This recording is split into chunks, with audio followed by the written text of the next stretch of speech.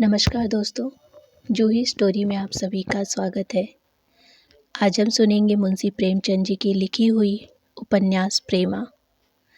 अभी तक हमने उसमें सुना कि अमृत बाबू ने पूर्णा को गजरा दिया और उसे वो समझाना चाह रहे हैं कि मतलब वो उससे शादी करना चाहते हैं, पर अभी तक पूर्णा को ये बात समझ में नहीं आई। आज हम प्रेमा का छठा भाग सुनेंगे, तो चलिए इस उपन्यास की शुरुआत करती हूँ।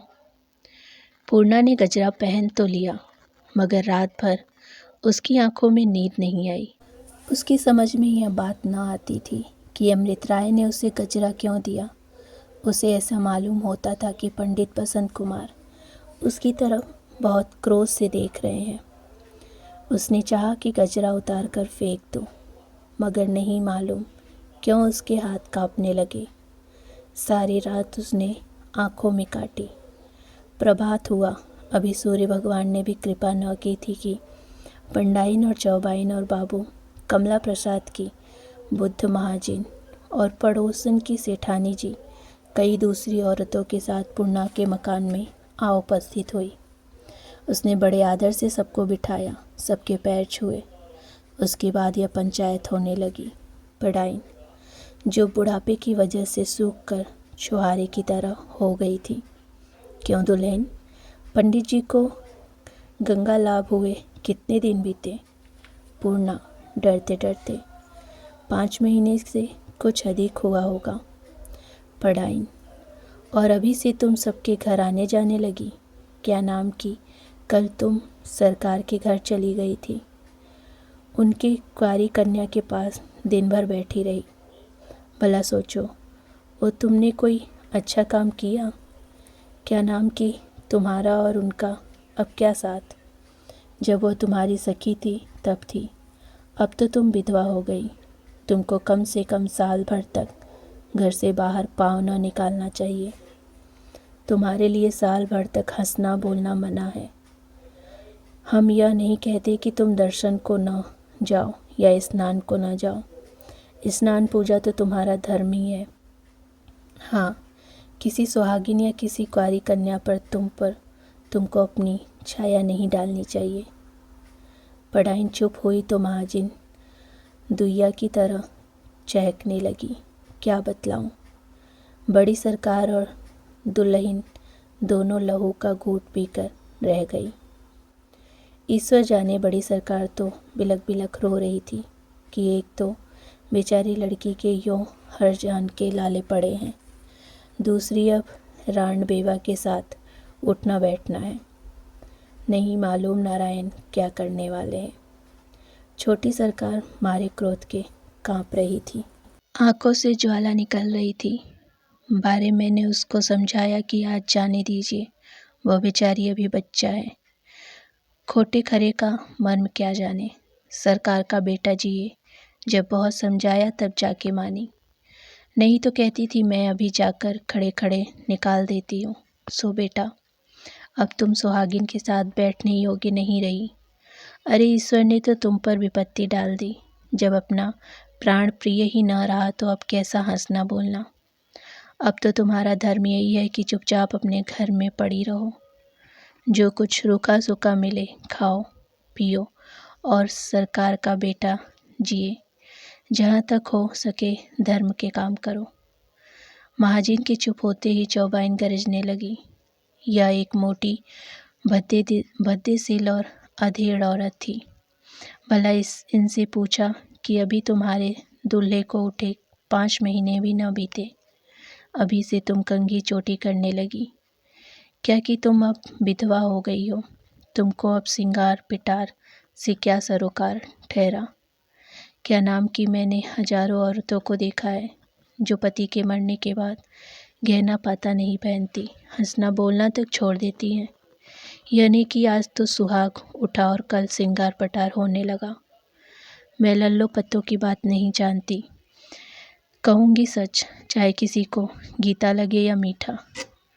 बाबू अमृत राय का रोज रोज आना ठीक नहीं है। नहीं सेठानी जी बहुत मोटी थी और भारी भारी गहनों से लदी थी। मांस के लोथड़े हड्डियों से अलग होकर नीचे लटक रहे थे। इसकी भी एक मूढ़ रांड हो गई थी, जिसका जीवन इसने व्यर्थ कर रखा था। इसका स्वभाव था कि बात करते समय हाथों को मटकाया करती थी। महाजिन की बात सुनकर जो सच बात होगी सब कोई कहेगा, इसमें किसी का क्या डर।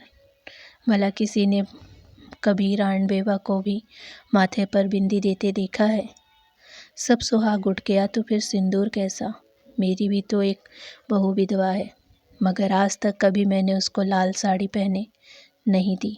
न जाने इस छोकरियों का जी कैसा है कि विधवा हो जाने पर भी श्रृंगार पर जी ललचाया करता है। अरे इनको चाहिए कि बाबा अब रांड हो गई हैं, हमको निगोड़े श्रृंगार से क्या लेना। महाजिन सरकार का बेटा जिए, तुम बहुत ठीक कहती हो सेठानी जी। कल छोटी सरकार ने जो इसको मांग में सिंदूर लगाए देखा तो खड़ी ठह गई, दांतों तले उंगली दबाई थी।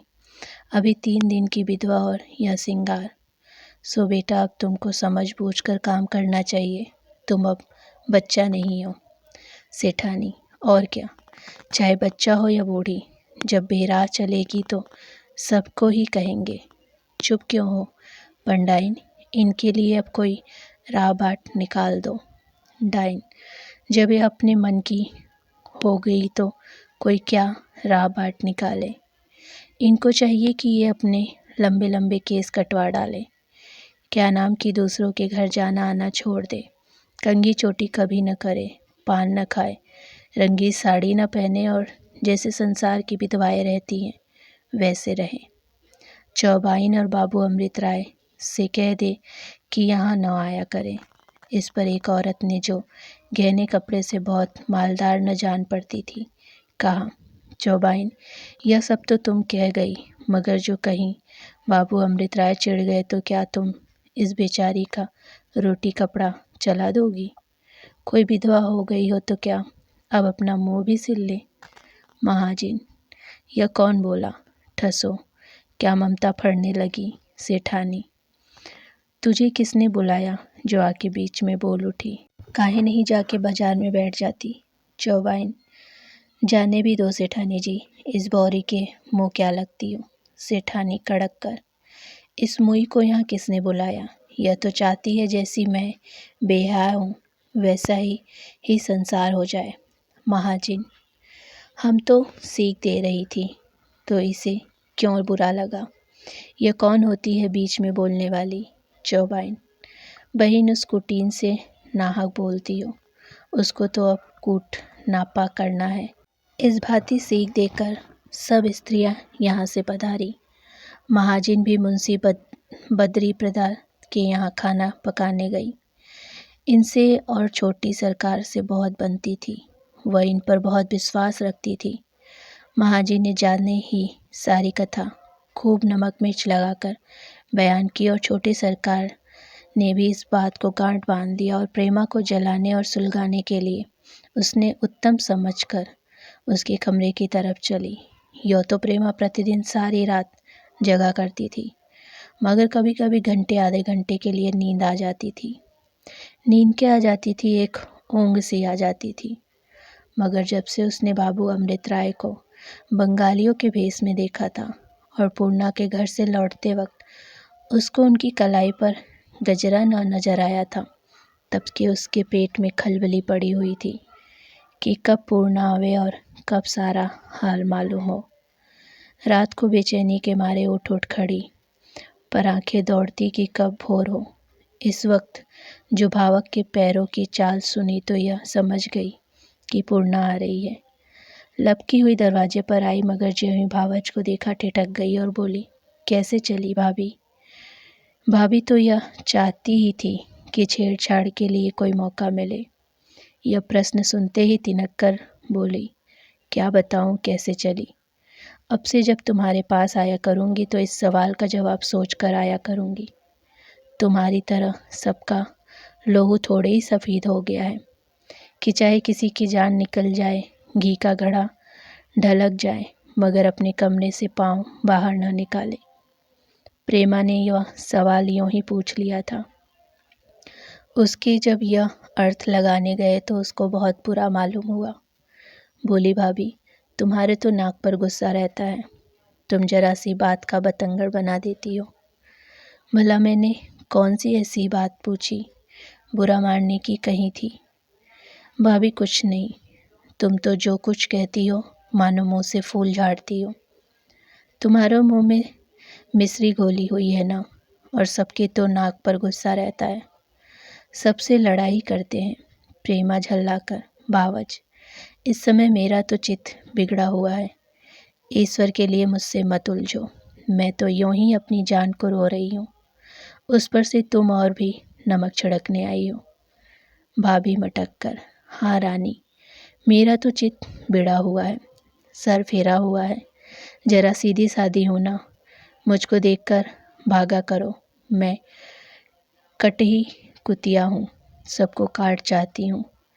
मैं भी यारों को चुपके चुपके चिट्ठी पत्र लिखा करती हूँ, तस्वीरें बदला करती हूँ, मैं भी सीता कहलाती, और मुझ पर भी घर भर जान देने लगते।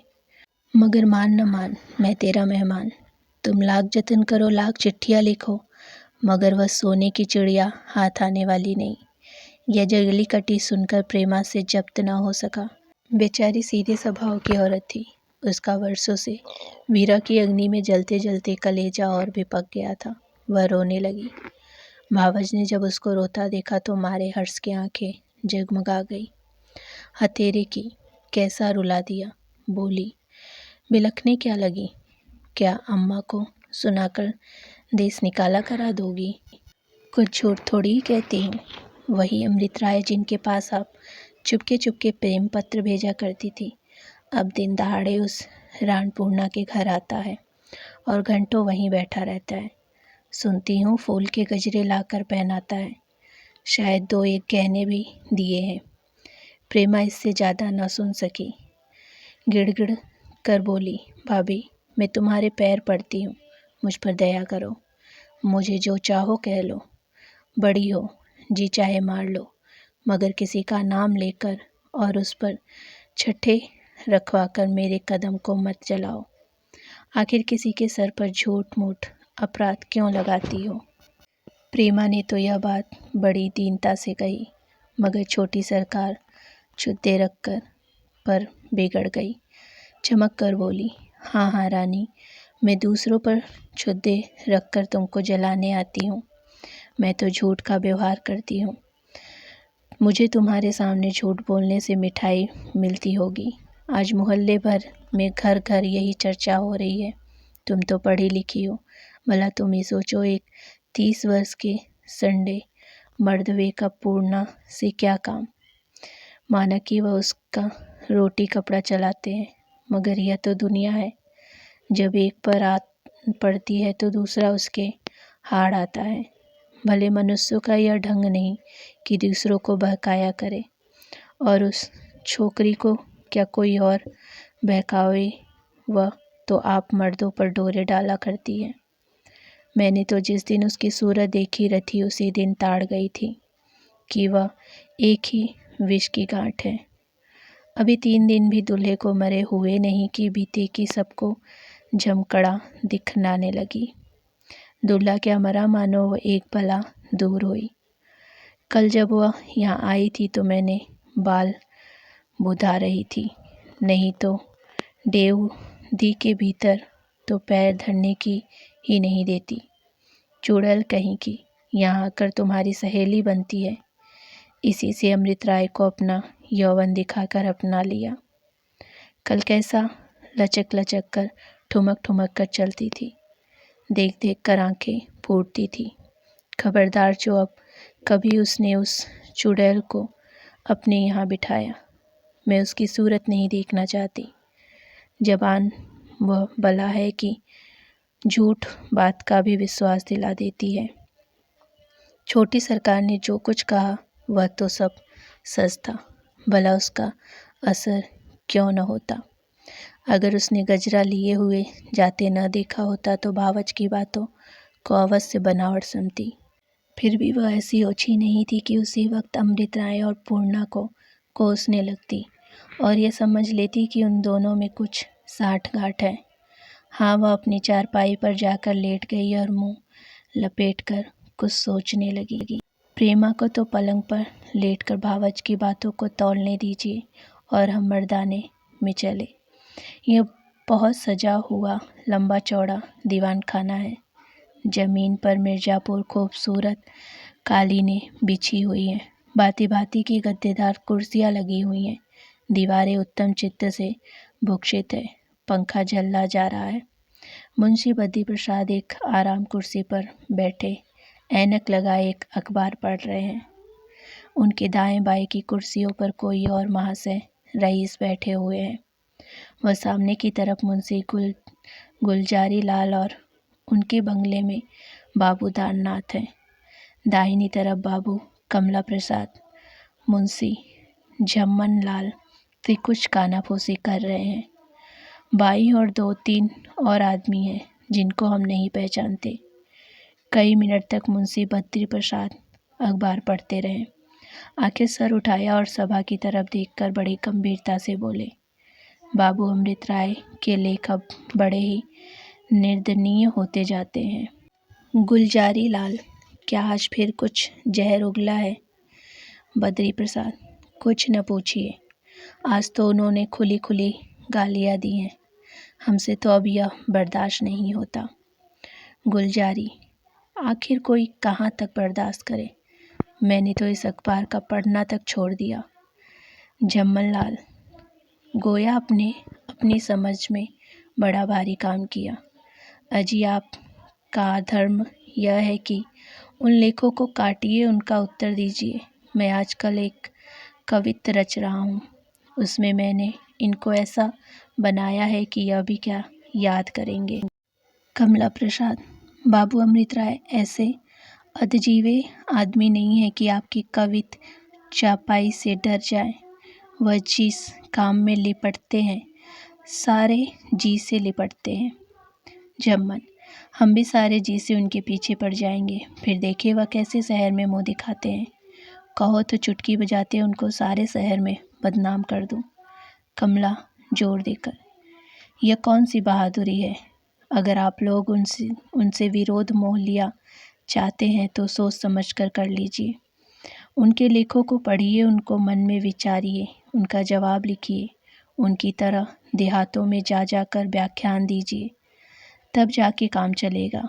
कई दिन हुए मैं अपने इलाके पर से आ रहा था कि एक गांव में मैंने 10-12 हजार आदमियों की भीड़ देखी। मैंने समझा पैठ है, मगर जब एक आदमी से पूछा तो मालूम हुआ कि बाबू अमृत राय का व्याख्यान था। और यह काम अकेले वही नहीं करते, कॉलेज के कई होनहार लड़के उनके सहायक हो गए हैं। और यह तो आप लोग सभी जानते हैं कि इधर कई दिनों से उनकी वकालत अंधाधुंध बढ़ रही है। गुजारी लाल, आप तो सलाह इस तरह देते हैं गोया आप खुद कुछ न करेंगे। कमला प्रसाद, न, मैं इस काम में शरीक नहीं हो सकता। मुझे अमृत राय के सब सिद्धांतों से मेल है, सिवाय विधवा विवाह के। बद्री प्रसाद, बच, कभी तुमको समझ न आएगी, ऐसी बातें मुँह से मत निकाला करो। जम्मन लाल, क्या आप विलायत जाने के लिए तैयार हैं? कमला प्रसाद, मैं इसमें कोई हानि नहीं समझता। गुजारी लाल हंसकर, यह नए बिगड़े हैं, इनको अभी अस्पताल की हवा खिलाइए। बद्री प्रसाद झल्लाकर, बच्चा तुम मेरे सामने से हट जाओ, मुझे रोज आता हो। कमला प्रसाद को भी गुस्सा आ गया। वह उठकर जाने लगे तो 2-3 आदमियों ने मनाया और फिर कुर्सी पर लाकर बिठा लिया। इसी बीच में मिस्टर शर्मा की सवारी आई। आप वही उत्साही पुरुष हैं जिन्होंने अमृत राय को पक्की सहायता का वादा किया था। इनको देखते ही लोगों ने बड़े आदर से कुर्सी पर बिठा दिया। मिस्टर शर्मा उस शहर में म्यूनसिपैलिटी के सेक्रेटरी थे। गुजारी लाल, कहिए पंडित जी, क्या खबर है? मिस्टर शर्मा मूंछों पर हाथ फेरकर, वह ताज़ा खबर लाया हूँ कि आप लोग सुनकर फड़क जाएंगे।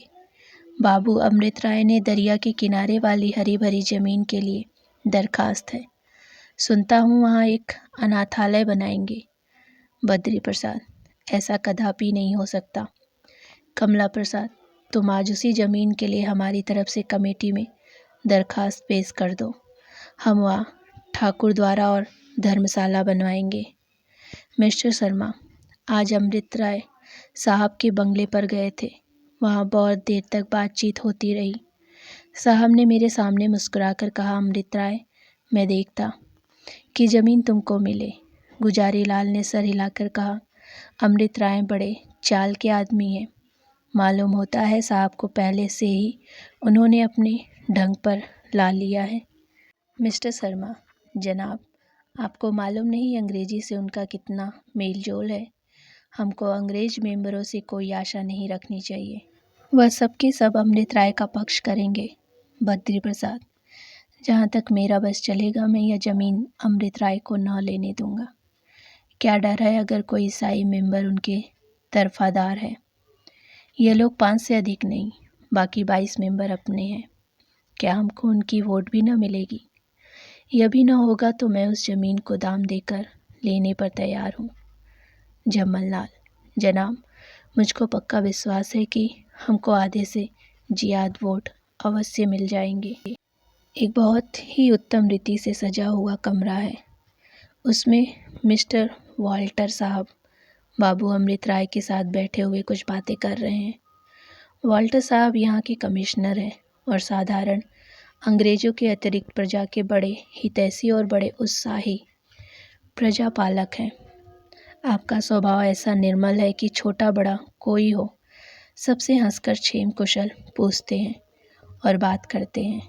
वह प्रजा की अवस्था को उन्नत दशा में लाने का उद्योग किया करते हैं और यह उनका नियम है कि किसी हिंदुस्तानी से अंग्रेजी में नहीं बोलेंगे।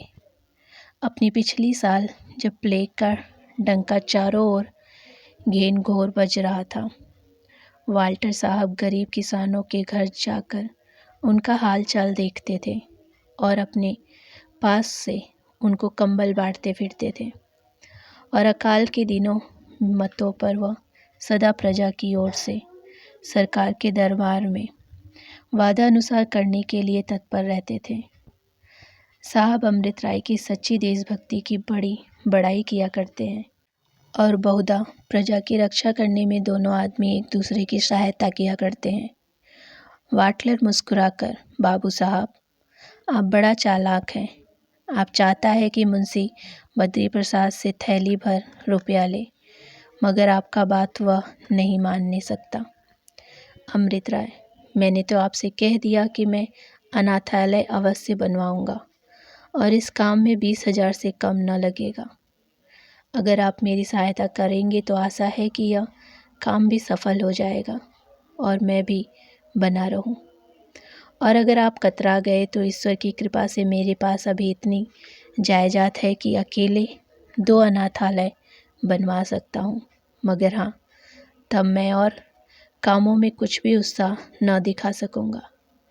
वाटलर हंसकर, बाबू साहब, आप तो जरा सी बात में नाराज हो गया। हम तो बोलता है कि हम तुम्हारा मदद तो 2,000 से कर सकता है, मगर बद्री प्रसाद से हम कुछ नहीं कहने सकता। उसने अभी अकाल में सरकार को 5,000 दिया है। अमृत राय, तो यह 2,000 में लेकर क्या करूँगा? मुझे तो आपसे 15,000 की पूरी आशा थी। मुंशी बद्री प्रसाद के लिए 5,000 क्या बड़ी बात है।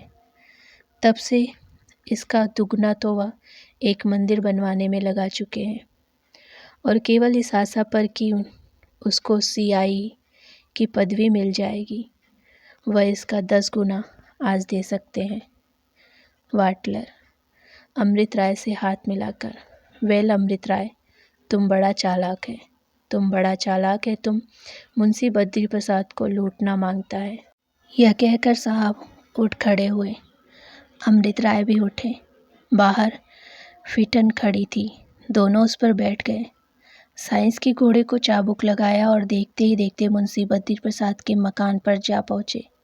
ठीक उसी वक्त जब वहाँ अमृत राय से रार बढ़ाने की बातें सोची जा रही थी। प्यारे पाठकगण, हम यह वर्णन करने कि इन दोनों आदमियों के पहुँचते ही वहाँ कैसी खलबली पड़ गई। मुंशी बद्री प्रसाद ने इनका कैसा आदर किया। गुलजारी लाल, दाननाथ और मिस्टर शर्मा कैसे आंखें चुराने लगे। या साहब ने कैसे काट छाट की बातें की और मुंशी जी को सीआई की पदवी की किन शब्दों में आशा दिलाई। आपका समय नहीं गंवाना चाहते। खुलासा यह कि अमृत राय को यहाँ से 17,000 रुपया मिला। मुंशी बद्री प्रसाद ने अकेले 12,000 रुपये दिया, जो उनकी उम्मीद से बहुत ज़्यादा था। वह जब यहाँ से चले तो ऐसा मालूम होता था कि मानो कोई कड़ी जीत ली हो। वह ज़मीन भी जिसके लिए उन्होंने कमेटी में दरखास्त दी थी मिल गई और आज ही इंजीनियर ने उनको नापकर अनाथालय का नक्शा बनाना आरंभ कर दिया। साहब और अमृत राय के चले जाने पर यहाँ यूँ बातें होने लगी। जम्मल लाल, यार हमको तो इस लौड़े ने आज 500 के रूप में डाल दिया। गुलजारी लाल, जनाब आप 500 को रो रही हैं, यहाँ तो 1,000 पर पानी फिर गया। मुंशी जी तो सीआई की पदवी पावेंगे, यहाँ तो कोई राय बहादुरी को भी नहीं पूछता। कमला प्रसाद, बड़े शौक की बात है कि आप लोग ऐसे शुभ कार्य में सहायता देकर पछताते हैं। अमृत राय को देखिए कि उन्होंने अपना एक गांव बेचकर 10,000 रुपया भी दिया है और उस पर दौड़ धूप अलग कर रहे हैं। मुंशी बद्री प्रसाद, अमृत राय बड़ा उत्साही आदमी है, मैंने आज इनको जाना। बच्चा कमला प्रसाद, तुम आज शाम को उनके यहाँ जाकर हमारी ओर से धन्यवाद दे आना। जम्मल लाल मुँह फेंक कर, आप क्यों न प्रसन्न होंगे, आपको तो पदवी मिलेगी ना। कमला प्रसाद हंसकर, अगर आपका वह कवित्र तैयार हो तो जरा सुनाइए। दाननाथ जो अब तक चुपचाप बैठे हुए थे बोले, अब आप उनकी निंदा करने की जगह उनकी प्रशंसा कीजिए। मिस्टर शर्मा, अच्छा जो हुआ सो हुआ, अब सभा विसर्जन कीजिए। आज यह मालूम हो गया कि अमृत राय अकेले हम सब पर भारी हैं। कमला प्रसाद, आपने नहीं सुना, सत्य की सदा जय होती है।